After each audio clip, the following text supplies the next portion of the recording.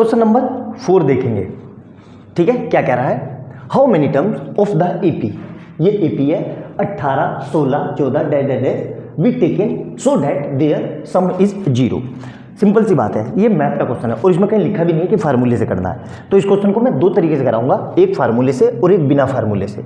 तो एग्जाम में देखो मैं इसलिए बता रहा हूँ आपको, आपके दिमाग में एक फितूर है कि भाई फार्मूले से ही करना है, जरूरी नहीं है फार्मूले से भी बिना फार्मूले के भी कर सकते हैं। इसमें कहीं लिखा नहीं है कि फार्मूले से करो।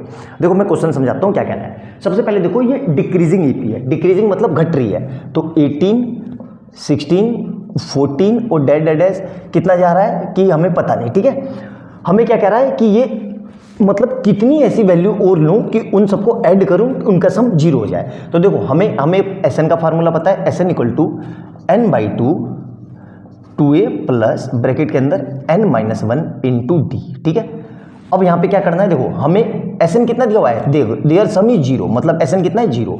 तो इससे सबसे पहले ये बाद में करेंगे, पहले ये फार्मूला नोट डाउन कर लो आप लोग, है ना।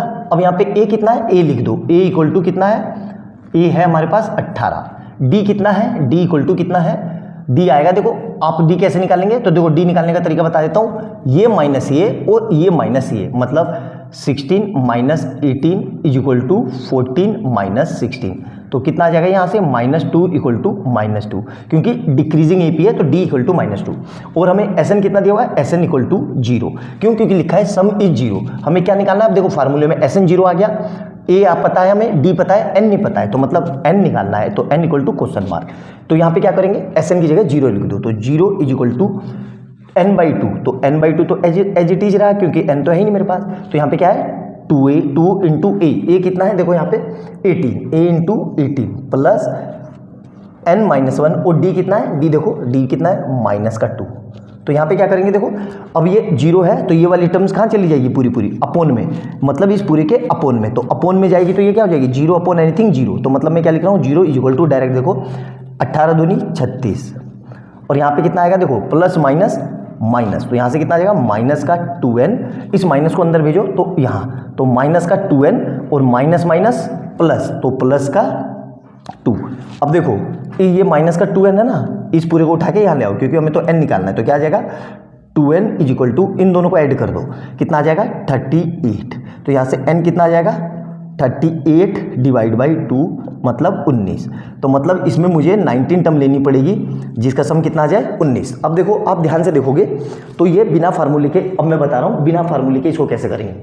ठीक है, यहाँ से देखो ये डिक्रीजिंग ईपी है, तो क्या होगा, ये 18, 16, 14, 12, 10, 8, 6, 4, 2, 0। और देखो अब क्या होगा, ये नंबर लाइन है, मतलब दो में से घट रहा है, तो माइनस का 18, वो माइनस का कह रहा हूँ,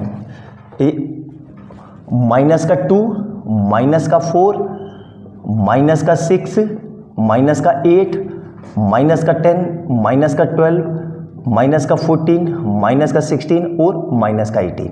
क्यों सर 18 तक ही क्यों जाएंगे, क्योंकि 18 है। अब ध्यान से देखो, ध्यान से देखो, हमें 0 लाना है, सबको ऐड करके 0। तो देखो 18 प्लस और 18 माइनस कितने हो गए, 0। तो यहाँ से कितनी टर्म्स कटी, 2। उसी तरीके से ये इससे कटेगा और ये इससे कटेगा, ये इससे कट जाएगा, ऐसे ये कटते चले जाएंगे। देखो ध्यान से, यहाँ देखो ध्यान से देखो, ये कट गए और अल्टीमेट 0 ही बचा। अब इन सबको गिन लो, इन सबको गिन लो, तो कितने हुए ये, 1 2 3 4 5 6 7 8 9 10 11 12 13 14 15 16 17 18 19, मतलब कितनी टर्म्स आए, 19। और हमारा आंसर भी क्या है, 19। तो आप देख सकते हो कि फार्मूले से तो आसान इस तरीके से है, तो इस तरीके से भी आप पूछ कर सकते हो, ऐसा कुछ जरूरी नहीं है, उसमें कहीं लिखा नहीं है कि फार्मूले से करना है।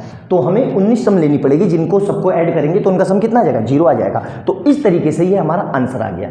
तो जरूरी नहीं है कि हमेशा फार्मूले से किया जाए, बिना फार्मूले के भी हम कर सकते हैं। अच्छे से नोट डाउन करना, एक एक बात जितनी भी बताई है उसको लिख लेना, और वीडियो अच्छी लगे तो लाइक एंड सब्सक्राइब कर लेना और बेल आइकन दबा लेना, कि जैसे मैं कोई नई वीडियो डालूं उसका नोटिफिकेशन आपको तुरंत मिल जाए। और जो लोग चैनल पर पहली बार आया है उनको ये बता दूं कि एपी की ये चौथा क्वेश्चन है, इससे पहले मैं 3 क्वेश्चन और करा चुका हूँ, और मैंने वही क्वेश्चन कराए हैं जबरदस्त वाले, जो बोर्ड में बहुत ज़्यादा पूछे जाते हैं। तो नोट डाउन करना उनको भी, और वीडियो अच्छी लगे तो लाइक एंड सब्सक्राइब कर लेना। मिलते हैं अगली वीडियो में बहुत प्यारे क्वेश्चन के साथ, तब तक के लिए बाय बाय दोस्तों।